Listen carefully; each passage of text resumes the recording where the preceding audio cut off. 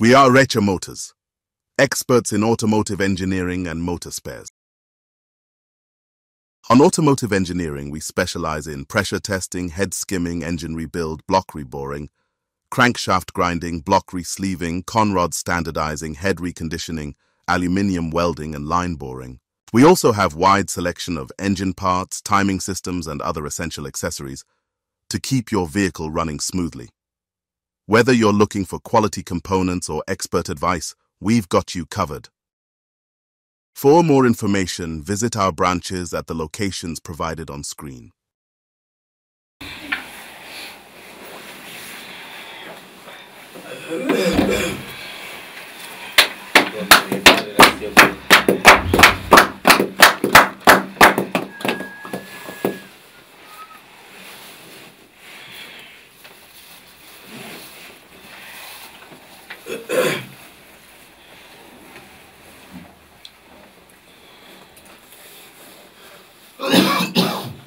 Jonathan, alibwanja.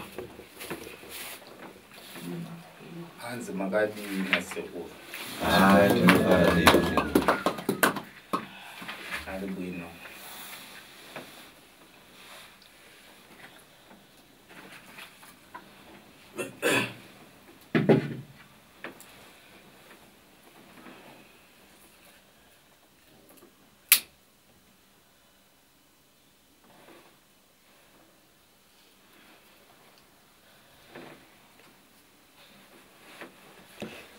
Chagamba ajose matu mufano. Achokutanga kusai zvimiti munzeve.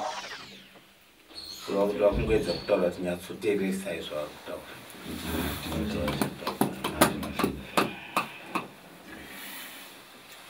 Achoka kupona? Ani mabakopini. Ngoja bakuma nditabi. Achokera kudarwe.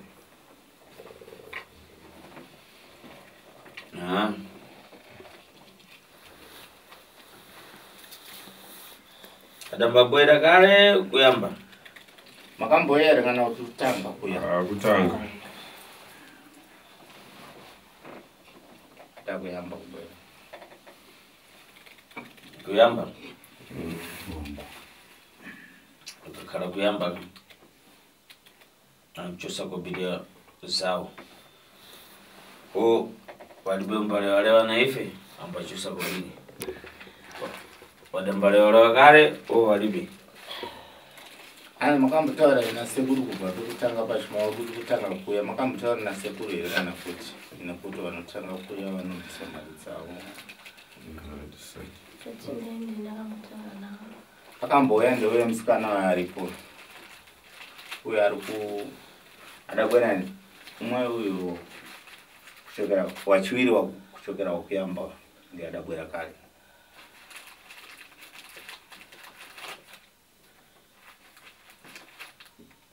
Uyo.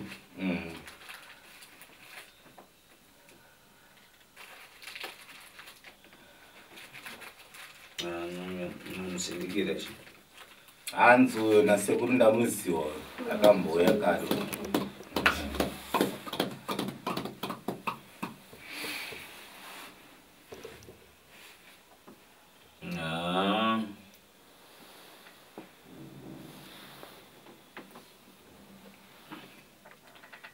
Ndufuna umveseri wavo.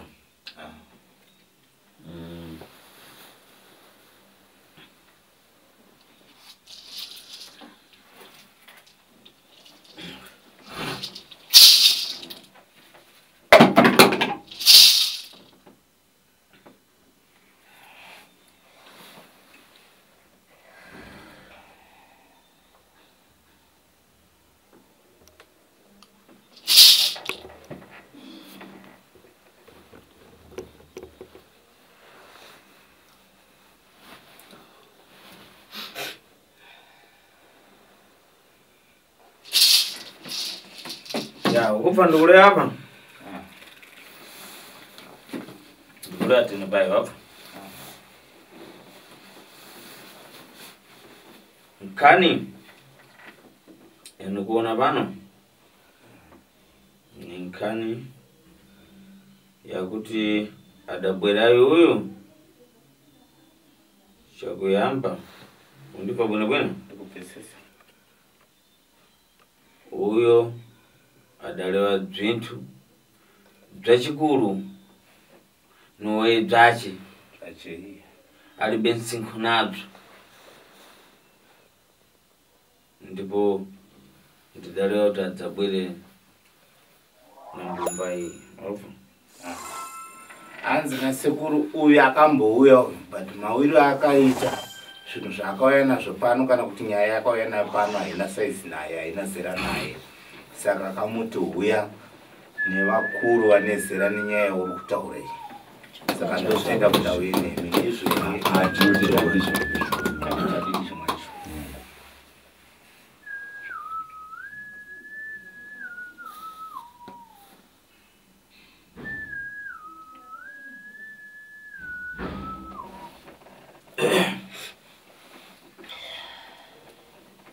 nkhani titene pai ukuva pali munthu wakudzongeka kudzongeka uku kwakumwalira ukuva mune kwenda kumwalira kwache awa kubweraku mtima bzikuwawa munthu adamwalira bzinthu bzakuti akusokonezeka akudziwa lini kuti bzidaenda tenepayo anthu akudziwa lini anzi kuya kwamaita nyaya mwina ndeyekuti pane munhu akafa uyu mafiro akaita akukurwadzai but hamusi kuziva kuti zvakaenda nepapi saka ndo nyaya mainga pano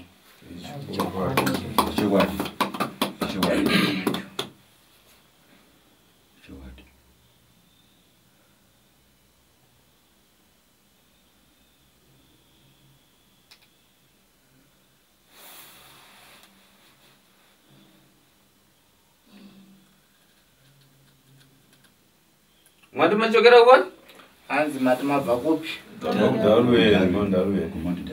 kumount darwe iwepeyo makolo yako ari kupona anzi mimi vakuru venyu kana kuti madzibaba kana madzisekuru ari kupi Baba wakafa. ati pai vachada mwalira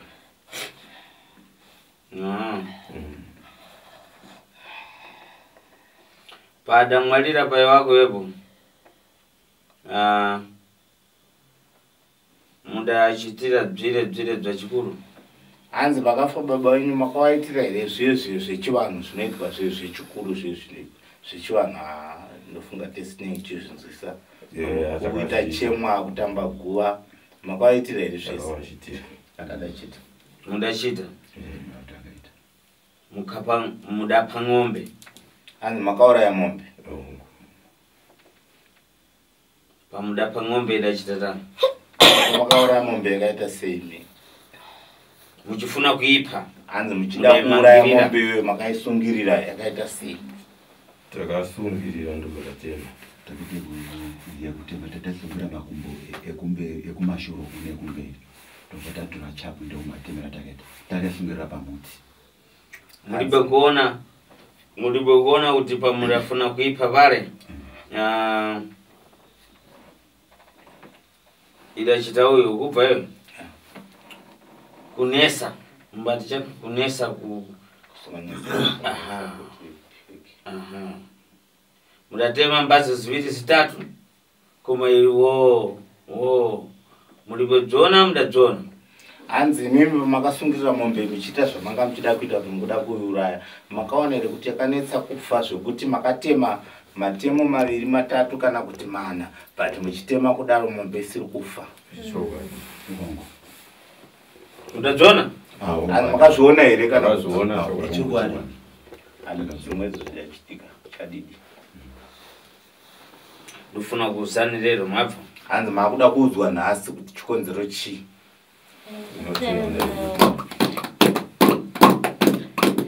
pali mpepo inango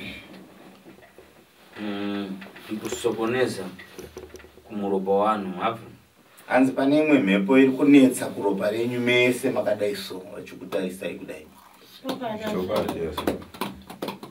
Kubwera kumbani nambani apa?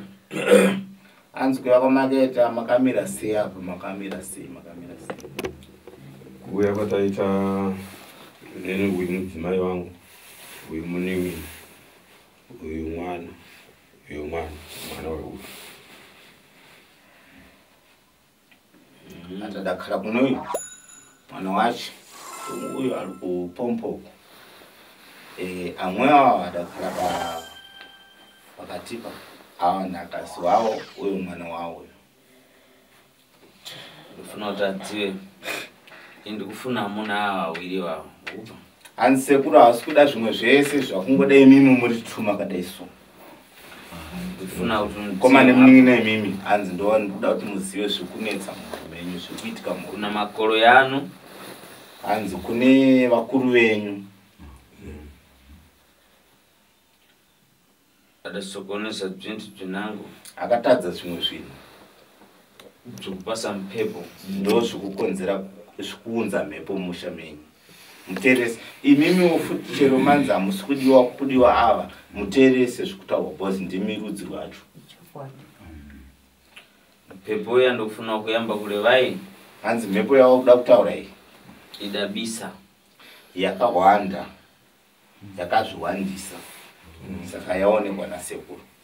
kubisa kwaida chitako njinango noweiya mabwerera paponi. Hanzi mhepo yavarura kutaura ndeimwe yakatohwandawo zvayo, but haisi nyaya yamavinga pano, asi nyaya yamavinga pano vachaitaura zvavo, asi iyi mhepo yakatohwandawo zvayo ndiyo kukonzerawo zvimwe zvavari kuda kutaura.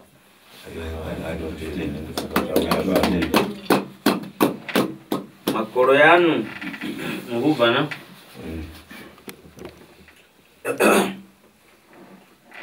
akasewera kumadzi. Hanzi vakuru venyu kumashure uko, vakuru venyu imimi vanga vachitamba kumvura kana kuti vanga vachiraramira kumvura.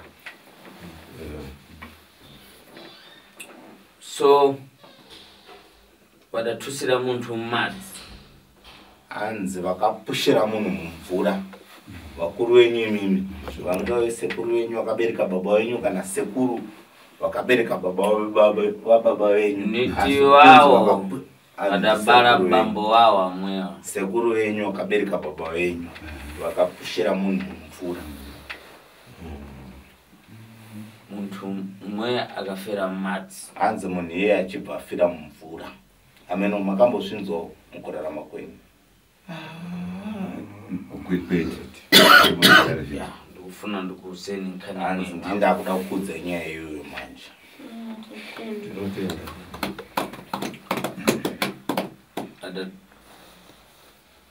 Adapwesera muntu mumadzi ndikufera mumadzi. Hanzi akapushira munhu mumvura, munhu ndokufira chii mumvura imomo. Iye ndenya kutamanga kauza vantu kuti muntu afera apa. Hanzi iwo sekuru wenyu wapushira munhu mumvura, munhu afira mumvura imomo, ndiyenya kumhanya futi kunoudza vanhu kuti munhu adonhera mumvura afira mumvura. So nkhani mweyo ndikufuna kuti muzai orokoze mabwino bwino ndiza kuthandizeni ili patsogolo paidzanesa vana vanhu. Mukuvana? Hanzi nyaya iyoyo yandikutaura iyi ndeyekuti kana musati mainzwa, ndikuda kuti kumberi kwati kuenda uko ichazonetsa vana venyu, but ndikuzviziva kuti muchazotanga futi kuitsvaga. Saka ndikuda kuti ndikubatsire zvakanaka kusvika kuvana venyu kuti muzoziva kuti ndonyaya yakaitika. Mamvesera? So nkhani iri pamtima pano njakubwera kwa Arapashi. Ukuvana? Ndikuona Arapashi wakupewa wakufana. Hanzi asi nyaya iri pamwoyo penyu ndeye kuti pane munhu akafa uyu, ndonyaya yamavinga pano. Iyi havataura yavangoti ndiwane kumavambo ndikudze kuti mune imwe futi nyaya iri kuseri, asi ipapa apa paane nyaya yekuti nyaya yamavinga pano ndeye munhu akaurayiwa.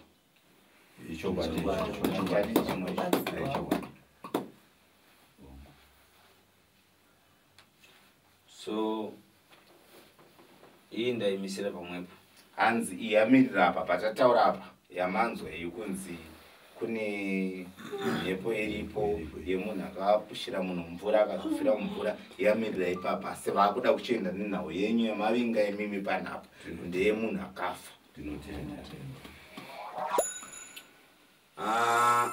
Nikuzeni nguvana chakuyambira chakuti tene vai kuza chekutanga ndechichi chavakuda kuchitaura ichi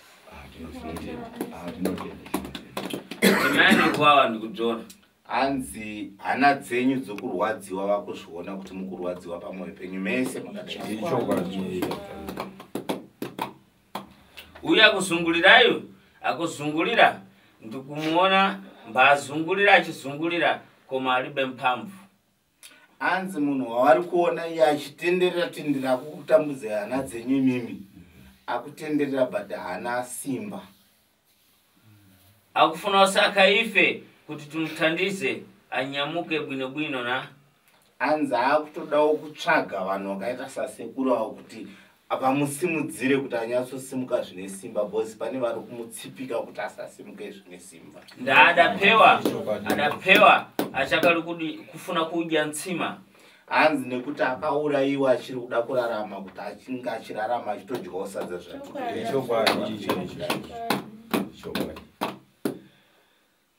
kupewana munga nkuku.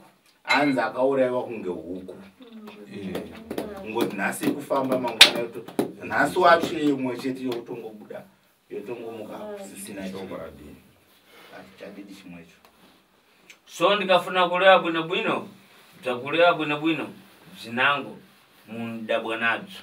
hanzi kana ndikada kunyatsotaura chokwadi chaicho chezvakaitika munoona kushamisika nazvo. atauseni afuna kuudziwa chadidi chimwe chida chitika. Ini pano ndimbaleva lini so ndibafuna undipa bwinobwino ndimbafuna kuti vantu wadzoneka. hanzi nini handiwanzi kuda kukudzai ndini but ndichida kuti ndikuitirei zvinhu zvokuti muzvione mega kuti ndo zvakaitika izvi.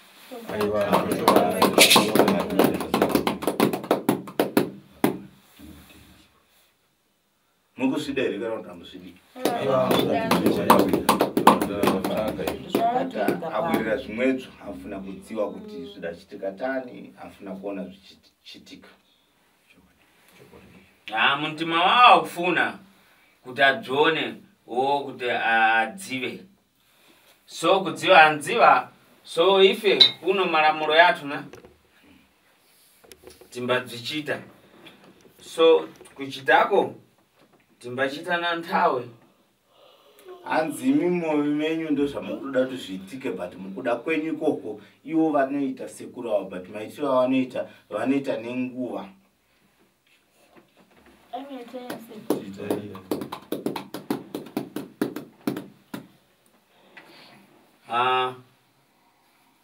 Ndikakhala kuleva apa hanzi kana vakuda kutaura sekuru muntu undipetsera adatengewa na mbale wache kutengewa na mbale wache kupita kunja kule pakulewalewa apa ninkhani nango so kuchoka pomwepo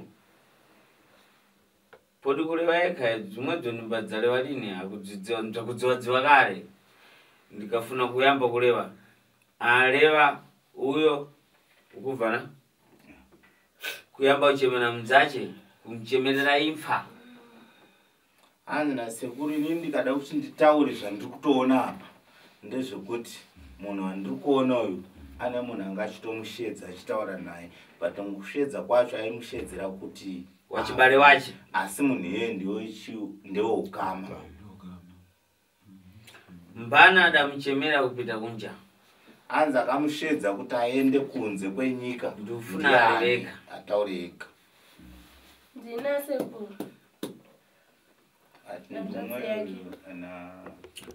kuchemera muntu Mchemerera imfana. Hanzi wakashedza munhu but uchimushedzera rufu kuti iye azoenda kunofa. Kwete sekuru, ngatimushedzera mushando wemaoko asekuru. Akada muchemerera kuti apate nchito. So nchitoyo adadza fambo. So muchemera adamuchemerera kuti muchemerera nchito mbali wanga. Mchemerera nchito jana. Hanzi makamushedzera basa reini ndo makamushedza kuti ndikumushedzera kubasa. Ndakamushedzera paitengeswa mota paCastles. Ati kunali kule kumbaguriswa karo. So adamuchemera kuti abwera dzambagurisa karo. Ndiye pada mchemera kudzachitatani. Ndifuna walewe. Hanzi yasotaurayo kuti ndifuna dzaleva. Bosi wewe pauri papa manje. Abereka vanogona kutoona unge wakamushedza kuti umuchekerese. Saka iwe unyatsotaura kuti ndakamushedza panotengeswa mota but pakauya ipapo chii chakazoitika kuti azosvika kufa. Bosi munhu wauri kuona sekuru munhu yakatofa. Chokwadi sekuru. Mukomana yanzodzi yangu ndakamushedza 2018. Akashanda pakambani ipapo. Kamusi akazondifonera kuri kumanhira akati hanzvadzi ndatengesa mota. Asi murungu nhasi haana kuuya kubasa. Saka ndakutanga ndaendesa mari kumba kwemurungu. Then ndabva ikoko ndozoya kumba. Ndikati ndopa ndakapedzisira kutaura naye ipapo. Ati mumwe ndamuchemera abwera akagurisa karo. Akagurisa karo. So iye adaza telefonari umwe mbali wachikasu kuti ndagurisa karo. So karazuza ndagurisazo murungu wakena ari bobwera. So ndifuna kupita kumweko ndikamupasa kobiriza ndagurisa karo ndikamupasa kobirizo ndikubwera kunyumba. So ari boza bwera. Ufisele kufa? Kani? Ikupesesa.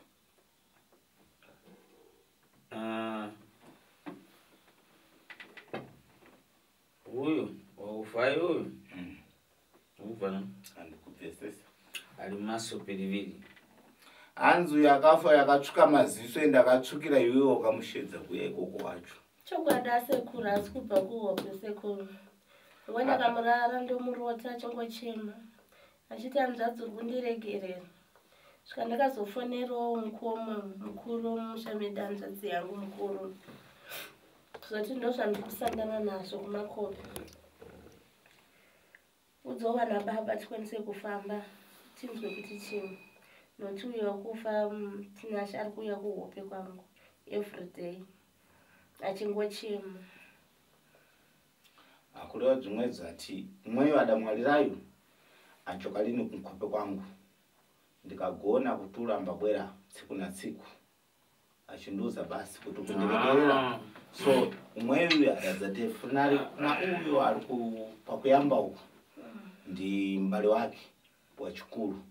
So adamutelefonari achimuudza kuti umwe ambabwera kunkope umwe tinasha adamwalirayo amba chokalini kunkope kwangu. So chadi chamukule wacho. Ukudziwa chani? Kubwera akubwera. Niwe kubwera kwa utofu, kubwera kwa mphamvu. Hanzi kuya ari kuuya, asi kuya kwake akusikuuya kuye kwekuti ndekwakufungidzira. But kuya kwekuti ari kuya neforce. Munogona kungoona kunge ari kuya chifundo chake kuya zvichua. Chifundo chake yafuna kubwezera. So vantu mose mulibe mphamvu. Hanzi iye kutoya kwaari kuita imimi akuta kuda kudzosera kune vanhu vakamuuraya but imimi mabvenyu akatonhora hamuna simba. Saka ari kuedza kukupushai kuti muite simba dzekuti mukamusimudzira agone kudzosera.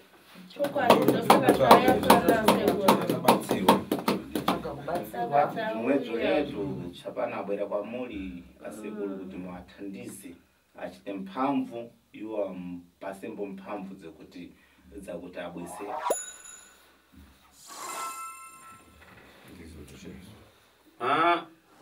Ukona tani? Amwe abari wachewa wampepo hii aibe ukupirana bwino upana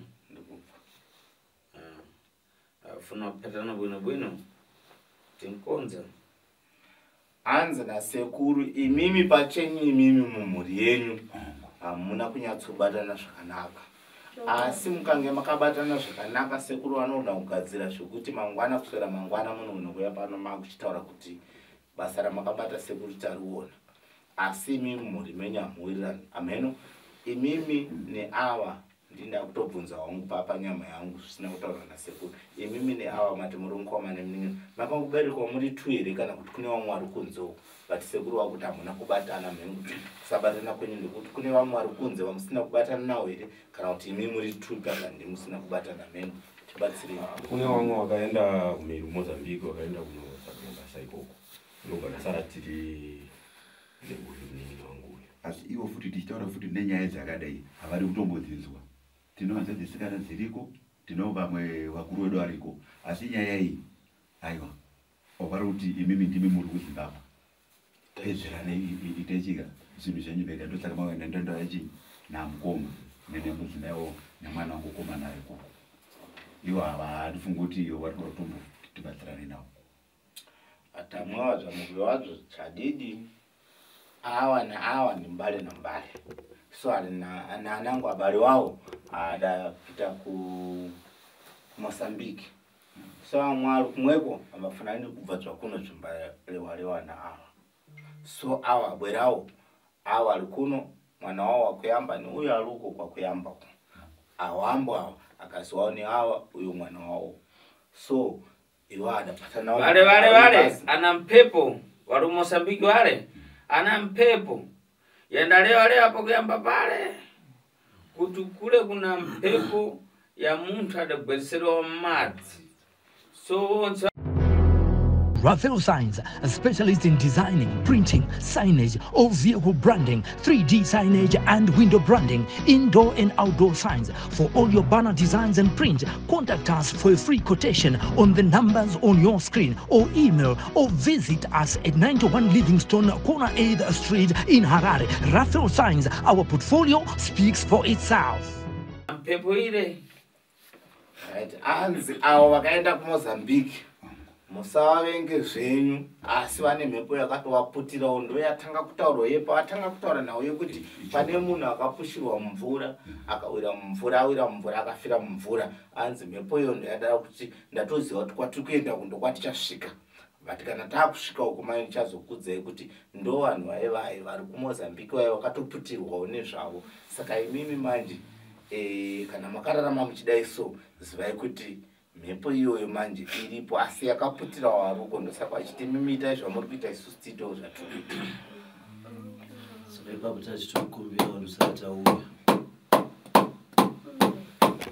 ata afunako sokolo chavo abwera pano ndizembo kuna dzinango dzirebisa so ndikufuna dzazvikonza.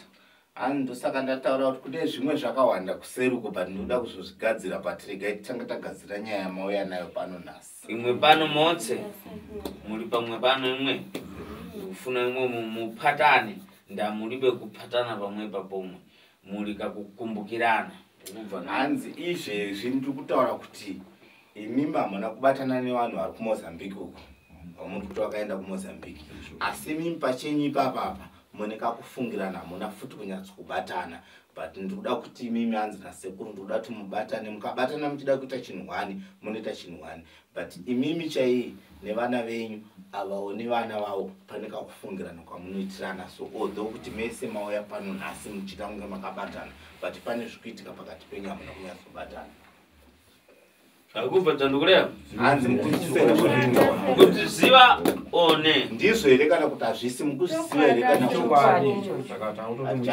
tibatsirewo tigone kubatana tigone kufunda dambudziko irori tisafungidzirane va atafuna muatandisi Munziwa kuti pari kulevana murawiri na akazi vanu pamweba iwepo na mkazi wako uyu na mkazi wake na iwe na wana wako uyu na wana wake mbalevana pamweba. hanzi ipapa pamakagara imimi nemudzimai wenyu avawo nemudzimai wavo imimi nevana venyu avo nevana vavo but pane kutaurana kwamunoitana zvekuti kana maakutaurana chaizvo chaizvo imi muchitaura nemhuri yenyu hamuzodi kuti avo vazive kuti mukutaura kuti izvi kwavari asi pachenyu munotoziva kuti imi mune zvamunotaura kuti mukoma neproblem yakadai avawo mukoma nemhuri yavo vachitaura kuti muningina neproblem yakadai but muchitaura nevana venyu asi munotaurana muchibachitana penango problema iyi ngumwei penango problema iyi ngumwei mekamekana kuti dambudziko iri pamwe ndeuyu wachidambudziko iri pamwe ndeuyu zvokuti mangoita mumwe mabatana bhozi mauya kuno kwakumbuka kuti aiwa pamwari adaenda Mozambique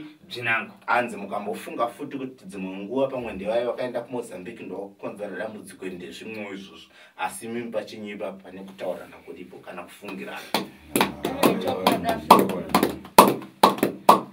Inini asekurunga ndatopinda mudare muno kuti nditaurewo pamusoro pemurume wangu ndwana nchitofungira kuti ndiye akauraya mwana nokuti paaiudzwa nevana kuti ngatifambe anga asiri kuda kuti tifambe saka pandatopinda muno zvamatotaura matonyevenusa mwoyo wangu ndiwo mashoko angu sekuru. Uyo mukazi wauyu ari pachiwiriro so akuti iye padapewa mwana ndiye wamaliro ndiye mwana waufaka atakaganisira kuti mweyu paiwache ndiadapa mwana ndakauziwa nawana awari awiri awo ndadzona kale wakakumbukirana kukumbukira kukachitika amwe akachita pokoso akachiti wai tufuna kuti tidzapite kwakuti tibve dzakuti akachita makani hanzi nasekuru inini zvandazviona kudhara asi maonero andaita ndekuti ava pavaiudzwa kuti tikuda kuti tiende apa neapa neapa kana tifambe ivo vanga vachiramba saka ini ndatoona kudhara kuti ava pavairamba manje zvaakuita sekunge ivo vari kuziva nyaya yakaitika nekuti ndaingozvitora chingoti zvekufa kwaakaita vanhu vanongofa ingawani kana wakawanda vanhu vatakuvaviga madzisavhira vaitobva ikoko kujoni kwavaifira ikoko tichiviga saka ndaitongoti munhu anongofa asiwo zvikazosvika pakundibata zvakupewa kufa zvakupewa iwo kuti munhu ambafa zvakupewa hanzi imi muri kuti munhu anongofa but mukutonyatsoona kuti uyu aita zvekuurayiwa but mukungoti munhu anofa. Takatomboona vamwe vaipfurwa nepfuti vaiuya kumusha wokudaro wenu tichienda kunoviga vanhu ivavo saka ndaingotora chingoti kungofawo atakaganisira kuti kune nanangu akabwera kumwe kudaro wenu akapewa so iwo akaganisira ambo kuti impfa yamubwererambo so afambo zvikachita mwara akafa ari so tikaikambo zvamarambo basa so ndofuna kukuza ubvana andikuda kuudza nasekuru kuteerera here kana tokuzwisisa here ukudziwa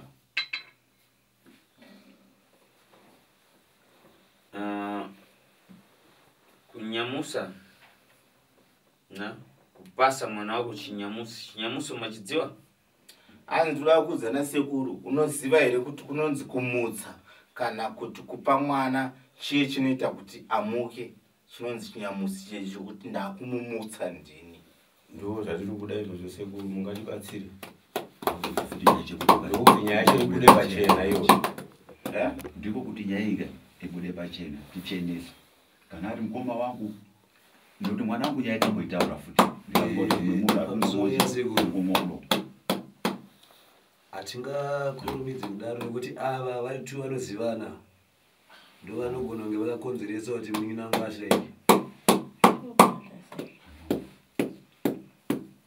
awa kunena kuti zvikachita tenepoyo nambadzora ati kuti mweyo ndi ana problema nda uyo akunena mbokuti amwe ala awiri koma na mingina ndo ambadziwa kuti uyu adapwa chani ndai umwe uyo na sisi wacheyu akulewa kuti nambale wacheyu wachikasi akunena kuti amwe ala awiri ambadziwa zvidapfa munango watuyu kuti uya kwatatu zviita kunokuwa hanzvadzi yangu ndiyato zitoti tovafuso tevauye kuno vanga vasingatodi ati uyo mbali wachikasi uyo adauza uyo mbali wachimuna uyo tifambe timbabve kuti zvidachokera kuponi so amwewo apai wawiriwa kana nada kona mchani ndofuna ukuza kukumbuka kwa kule ndikakunango kule kwa kuuziwa wanango watu ambaona wa mizimu akala profiti amaona vintu vya kuikua patsogolo mkope ya huyu alikunoyu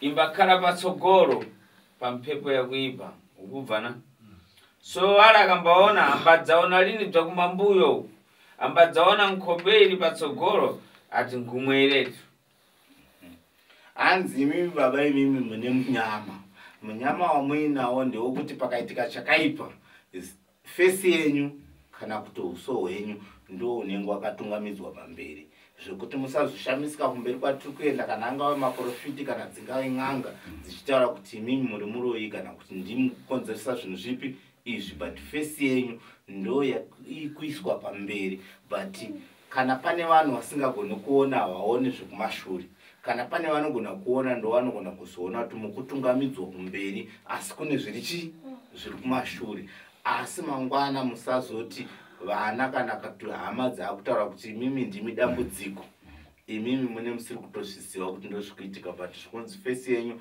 ndo inotungamidzwa pamberi asi tichabvunza sekuti tinzoti inotungamidzwa nani pamberi asi ndakuchitongotione matauro aita mukomana kuti vari tuyo wava kuzivana mafiro akaita anzi tinashi saka kureva kuti vana avo vari true vakutoti imimi madzibaba muri true mukuziva zvikuitika apa tinenge takuti kwakutokumbira kuti kuna akazviita zvigone kunomuwana munhu iyeyo zvimudzokere semafiro akaita tinashe wacho zvigone kunobaya iye munhu wacho akaita izvozvo kuti iye bude iwopo nchakuchosa pampepo yakuikiwa nkope yako patsogolo amba kuika iyoyo nochibale chako wabvana so nowe adapha muntu uliva bwino bwino hanzi mimi arikuda kukubvisai uso hwenyu pakutungamidzwa kumberi nekuti anokutungamidzai kumberi kwacho ihama yenyu asi hasi munhu akauraya munhu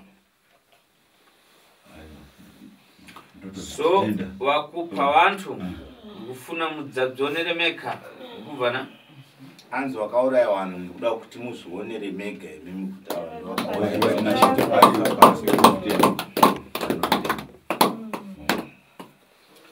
tufuna kukonza kuusa muntu tufuna kumuusa muntu apite pali muntu adampaya mukutiva bwino bwino andikuda kugadzira munhu zvokuti munhu andikuda kugadzira munhu akauraya munhu zvokuti akaurayiwa wacho adzokere kumunhu akamuuraya but imi mozoona munhu akamuuraya mukundinzwisisa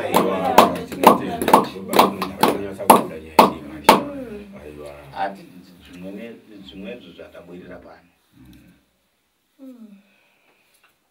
ndikafuna kuleva apa bwino bwino na nowe kuleva kuti ndikaleva mudzata ngumwe adachita olo kuti ngana ayi ndifuna kundoleva basi mukubvana ndikuuzeni pang'ono chabe andikuda kukudzai zvishoma but kana ndakutaura ndisikuda kuti muzoita zvifungidziro kuti uyu ndiye akauraya munhu kana kuti ndiye akadai but zvandinoda kukudzai ndinoda kukudzai zvokuti ndingokudzai zvishoma muve nepicture yekuziva kuti zvinhu zvakafamba sei mundivesera bwino bwino ani mukundinzwisisa here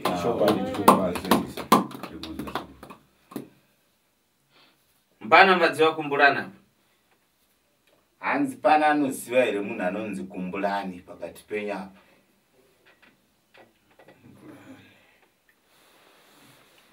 Kwete. Kwansambadzwa rini Kumbulani? Mbamdzwa rini menzi?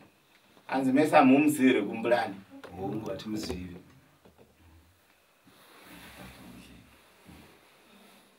Wanza kukana atamba muziva rini? Kumbulani shosho. Mbati chani na chu chani. Kumbulani wani? Kumbulani shosho. Kumbulani akutaura. Hanzi anonzi Kumbulani Sibari.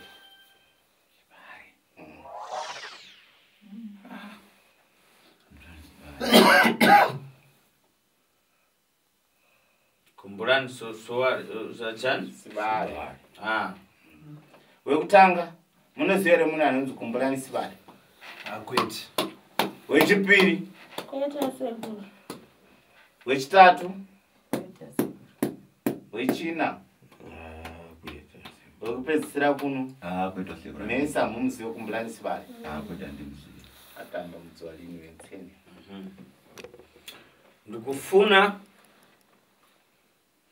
Ndikufuna ine mchito iyi ndikufuna kuichita, ndikufuna kukuonesani, ndikufuna mudzive mawa ne vantu vamwe vanza bzichita lino ngubvana.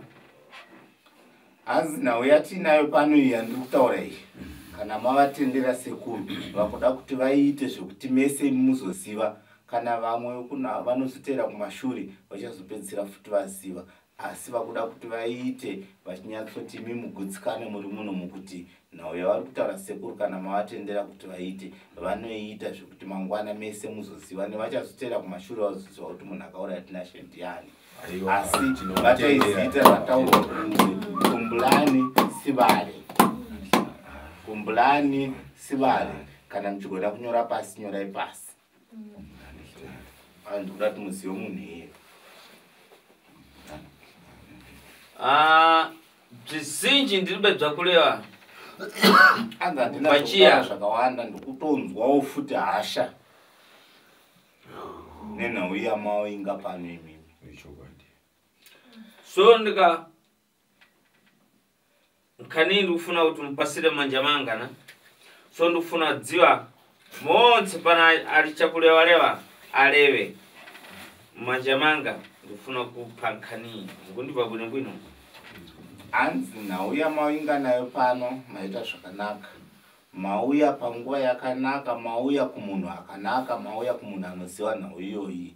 Asi ndikuda kuti mese kana pana nechikutaura ataure, but zvaari kutaura ndezvekuti asvitsi nyaya yake kuna sekuru kuitira kuti sekuru ndowakuda kubata nhau yenyu, but vari kuda kuti matimimi mese amuzive munhu ataurwa nezita rake, but hanzi ndikuda kuti muzonyatsoona kuti kana sekuru waakushanda nhau iyi, munhu ndiye wamuchazoziva pakupedzisira.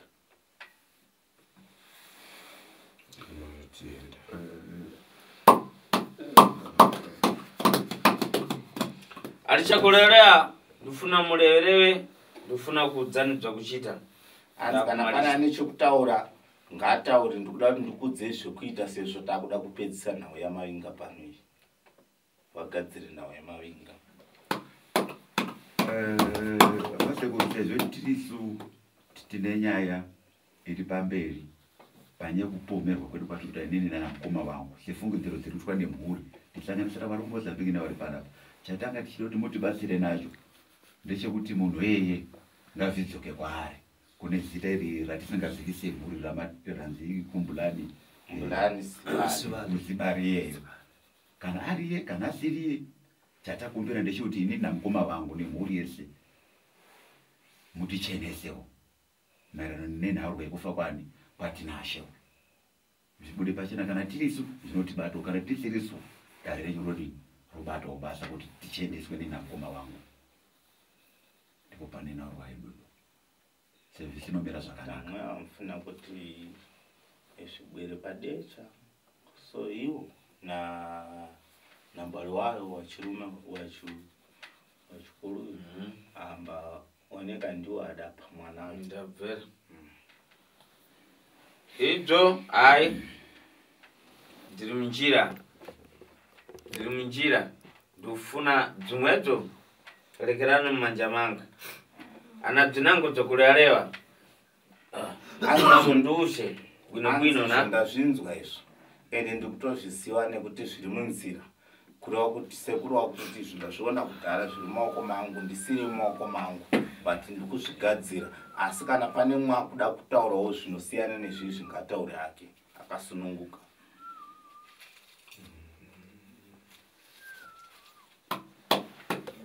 hapana hapo siku ati tinashaka shaya gore ripi shaka muna December wapfuura unyoro uno musa 22 December akazovigirwa kaigirwa kuno kumusha kumandarweni asa 5 January imakazoziva sei kuti ashaya kuSouth Africa makaudzwa sei izakuzofonelwa nepolisi ndichinzi svika ikona ndapandakasvika ndanoona nzvadzi yangu shuwa yashayika pandachifonerawo vanhu kunoko patafambisa mapepa acho patauya nemutumbi kunoko ainzi akafa nepostmortem inodii akarohwa nesimbi mumusoro apa pabaiwa nebanga apa pasaidi ndemusiro wakaita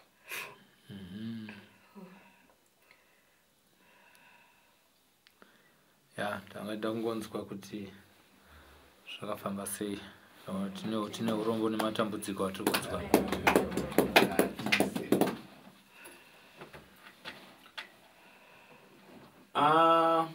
kundibva kune bwino ana dzinangu dzakurayira mbarewe hanzi kana pane mwana zvekutaura ngaataure nasekuru ini ndiri nkhani imweni andikufuna tsapano vayo ikayamba iyambike ana sekuru ndinawo iya mauya nayo iyi kana ichitanga ndakutoitanga bosi simba racho ndinaro saka ndikuti kana pane mwana zvekutaura zviri maererano nenhau iyi ngaataure nekuti inini ndakutoye muchiki yezvekuda kuti tiite izvinhu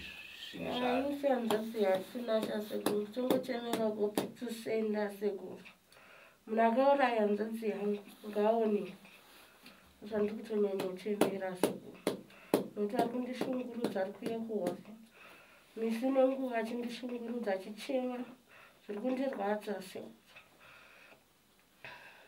mwe akureva kuti iyi afuna kuti adamupayo zvingwererembo minyavorta so iya kuti ndikagona kuturo ambabwera dzimwe zonse achibwera achindosa kuti kundirekerera ya dzimwedzo ndapesa kale mumutima mawo zvizinji bvakukumana nadzo ubvana wakukumana nadzo zvinji vantu vavo so dzinango bzibzi timbamaralini nthawe ule aleva undibva so ndikudzona kale ule wako ndikufuna walewe ajosedzwe kumtima kwawo ndikufuna kupata basa aina sekuru kana mandipa nguva ndoda kungoita basa chete izvi zvekuti anouya kuhope kwenyu kana kuti anodii zvese ndikutozviziva zvekuti ndagara ndazviona kudhara kuti munhu chatoita kuti mutoya kuno zvekuti akunetsai kuhope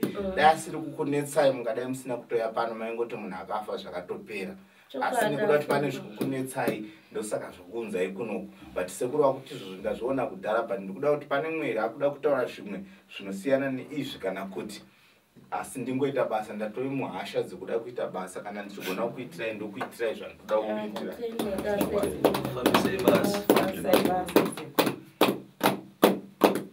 ndakufuna mupate muchitore basi yekuti akazvitayo chingwererembo andibvisire kubva ndikufuna dzampasani mwara vazhivangu mubozi onkomwe yanga ndinzeusa ukundibva kune bwino ndakupetsetsa apite nawo pamwepo letu pasimitero padaika muntu ndofuna nkhomo yanga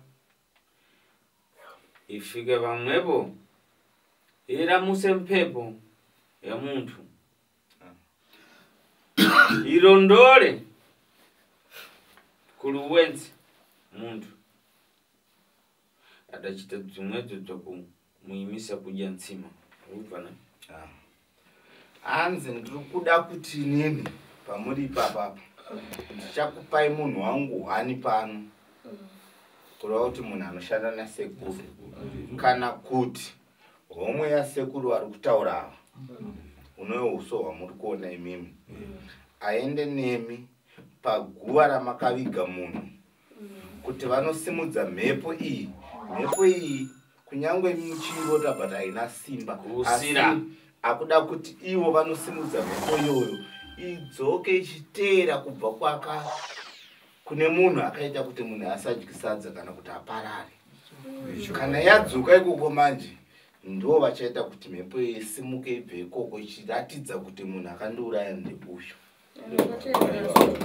saka mheno kuti munokwanisa here kuzotora sekuru homwe yasekuru ava ndo sekuru vari kutaura mawa homwe yavo ndo iri kutaura galimoto tiwapasira mawa anyamuke apite padaika muntu kubvana hanzi nasekuru kana zvichibvira mangwana kuseni ndotokupai munhu wamunoenda naye mota ndokupai inini wamunoenda naye paguva ramakaviga munhu panzvimbo yamakaviga munhu kureva kuti paguva pake kana muchipaziva munhu iyeyo achaendwa naye wacho ndiye achaudzwa zvekuita nasekuru kuti vasimudze mhepo iyoyo kuti idzokere kwaakaurayirwa vatange kuita basa racho.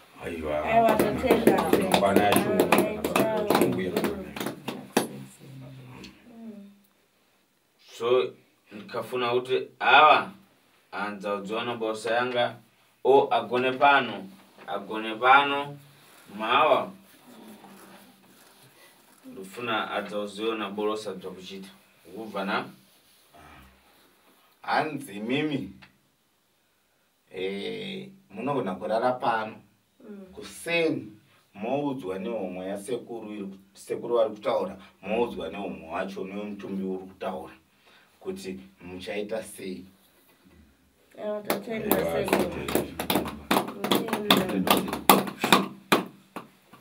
Nkuvana mundzasindikira meka ndikufuna lini kulewana pakamwa pangu nguva anza ndisuda kutaura nemuromo wangu but muchazozvionera mega kuti ndo pakabva nauye kuti tinashaparara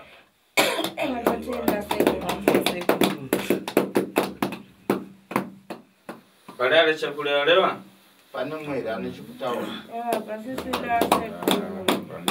njira zore mangwana iro ndopesera bwino alibe chakulewa kupetsetsa so alibe chakulewa atadikirira mangwanazo basi. Mawa uye anze samba mankwara ya kumjose mphepo dzokuikiwa patsogoro anyamuka bwino uye asamba mankwara wachidzapita na undibva anzi mimi muri kunoikuyo mangwana kuseni musati mabva pano muchapiwa mushonga wamuchageza wokubvisa imhepo yokuti chese chipomerwa chinouya kwamuri ameno kana musati masangana nazvo muri but zvikonzi mimi mune dambudziko rekuti chese chaitwa chakaipa ndimu unopomerwa saka kuti anzi musati masimuka pano ndoda kuti mutange magezwa munyama mudare muno. Ndotenda sekuru ndotenda ai nkani nisara nichikonza zonse nichakonza ndine pano ndibva ndindereke nyaya dzese ndinichagadzira imimi chingoita izii muise zvomaisa nyaya kuna sekuru mumirire sekuru muone zvavachaita ndikonze kanizanu muntima manu ine pano mtima wangu wawa mapherewo adachitiwa kupa muntu kumutengera kobiri kumphera kobiri isachirini ukubvana hanzi mimi mese munoona mwe muchirwadziwa but sekuru vakutorwadziwa zvakanyanya nekuti vaona kuti munhu akaurayirwa mhosva yaasina abva aurayirwa futi mari isiri yake vabva vamutorera futi chii mari yacho.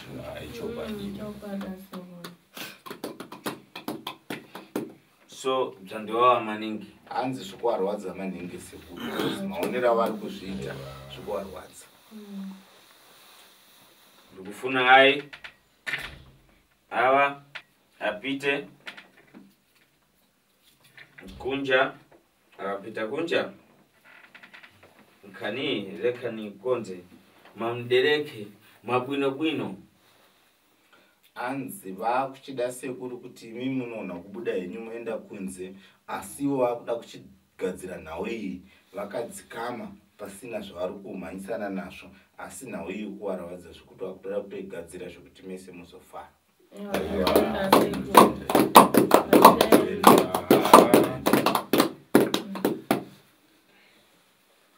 Anturuka dzwa banje ndifuna kuyamba udzakonza konza kugana hanzi munogona kuombera henyu maoko ndinda kuchitaura mubuda panze sekuru wakuda kugadzira nhau yenyu zvakanaka kana pane wavari kuzoda pakati penyu anogona kuzokushedzai asi munogona kubuda henyu panze.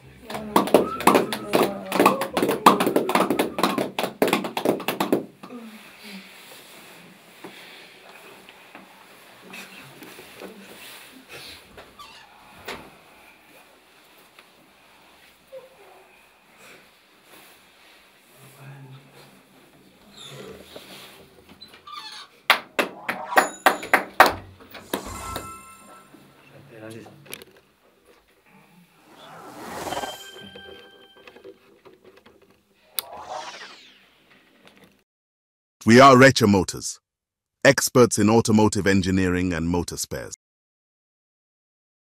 On automotive engineering, we specialize in pressure testing, head skimming, engine rebuild, block reboring, crankshaft grinding, block resleeving, conrod standardizing, head reconditioning, aluminium welding, and line boring. We also have wide selection of engine parts, timing systems, and other essential accessories to keep your vehicle running smoothly. Whether you're looking for quality components or expert advice, we've got you covered. For more information, visit our branches at the locations provided on screen. Welcome to Ideal Pavers, where we offer a wide range of landscaping bricks, including Big Hexagon, Domestic Interlock, Domestic Dogbone, Industrial Interlock, and Cement Bricks. For more info, contact us on our numbers provided or visit our offices today.